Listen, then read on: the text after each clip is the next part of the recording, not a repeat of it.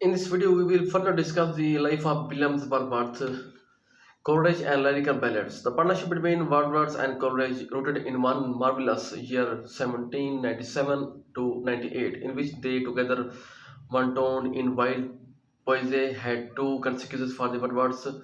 First, it turned him away from the long poems on which he had labored since his Cambridge days. These included poems of social protest like Salisbury Plain, local descriptive poems such as An Evening Walk, and descriptive sketches published in 1793, and The Borders and Black Verse tragedy exploring the psychology of guilt, I did not publish until 1842, stimulated by college and under the healing influence of nature and his sisters. Wordsworth began in 1707 to 98 to compose the short lyrical and dramatic poems for which he is best remembered by many readers. Some of these were affectionate tributes of Dorothy, some were tributes to daffodils, birds, and other elements of nature to Holy Plan, and some were portraits of simple rural people intended to illustrate basic truth of human nature.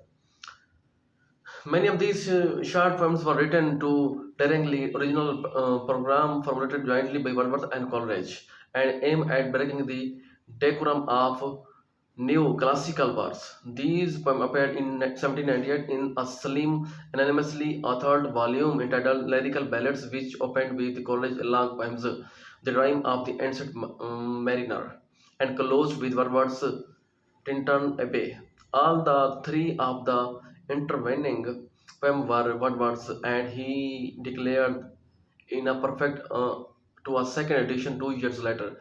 Their object was to choose incident and situation from common life and to relate the describe them in a selection of language rarely used by men, tracing in them the primary laws of our nature. Most of the poems were dramatic in form, designed to reveal the character of the speaker, the manifesto, and the accompanying poem thus set forth a new style, a new vocabulary, and a new subject for the poetry all the time for foreshadowing 20th century developments. A turn to the elegiac.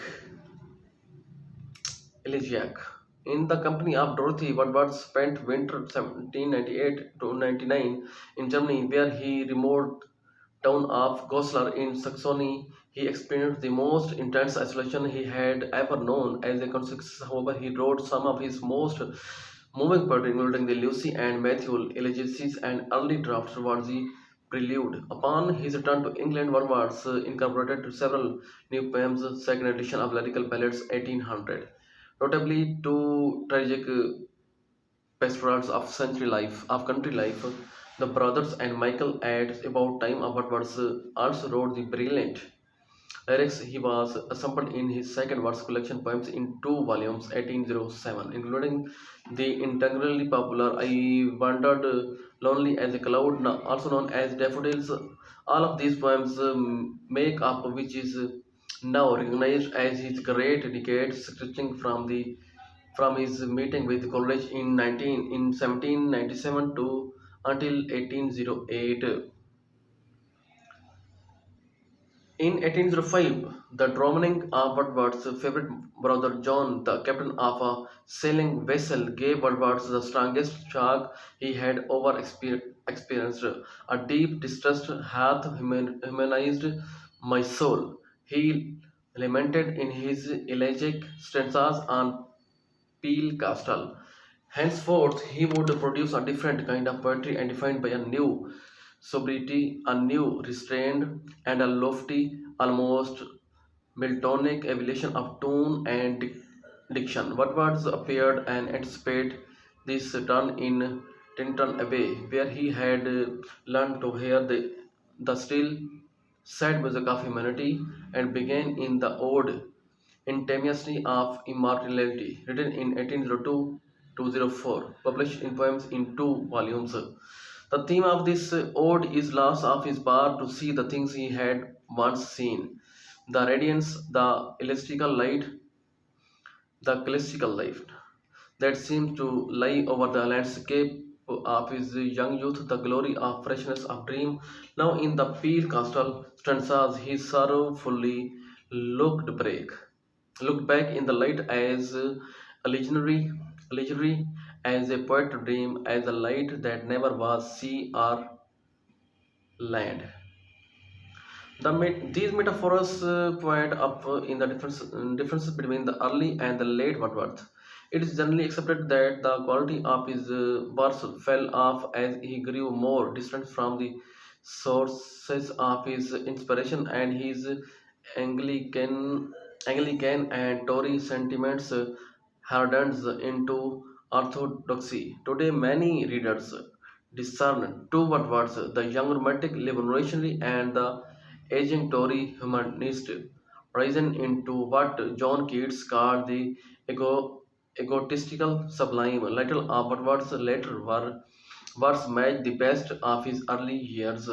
In the middle period of Wordsworth invested a good deal of his creative energy in odes, the best known of which is on the par of sound. He also produced a large number of sonnets, most of them strung together in a sequences. The most admired are the Duden sonnets 1820, which trace the progress of stream through lake district landscape and blend nature beauty with philosophic reflection in a manner now recognized as the best of the later Wordsworth's. Other sonatical consecutions regard his tours through the European continent and three series of ecclesiastical sketches develop meditation, many sharply satirical or church history, but the most memorable poem about Wordsworth's middle and late years were often cast in elegiac mode. They range from the poetic, heartfelt laments of two of his children who died in 1812, laments incorporated in the execution, the brilliant lyrical effusions on the death of his fellow poet James Hogg, Grebe, Coleridge, and Charles Lamb. Late work of William Wordsworth. In 1808, Woodward and his family moved from Dove Cottage to large quarters in Grimsmere, and 5 years later they settled at Bradle Mount near Ambleside, where Woodward spent the remainder of his life. In 1913, he accepted the post of distributor of stamps of the country Westmoreland, an appointment that carried the salary of €400 of a year. Forwards continued to hold back from publication of the prelude, Home at Gracemere, The Borders, The Salisbury Plain. He did publish poem in two volumes in 1807. The Excursion in 1814, containing the only finished portion of the Recluse, and the collected poems of 1815, which contained the most of the shorter poem and two important critical essay as well. What was the other works published during Middle Age, including the White Doe of Railstone 1815, a poem about the pathetic shattering of a romantic Catholic family during this unsuccessful rebellion against Elizabeth in 1569, a Thanksgiving Ode 1816, a Peter Bell 1819, a poem written in 1798 and then modulated in successive rewriting into an experiment in romantic irony and the mock heroic and colored by the poet feelings of affinity with his hero, a wild and woodland rover. The Wagoner 1819 in another excellent ballad about a North Country in Tenderland.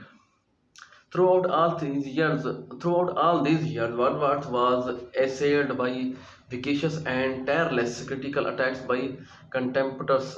Reviewers, no great poet has ever had to endure worse. But finally, with the publication of The River Duden in 1820, his tide began to turn, and by the mid 1830, his reputation has been established with both critics and the reading publics.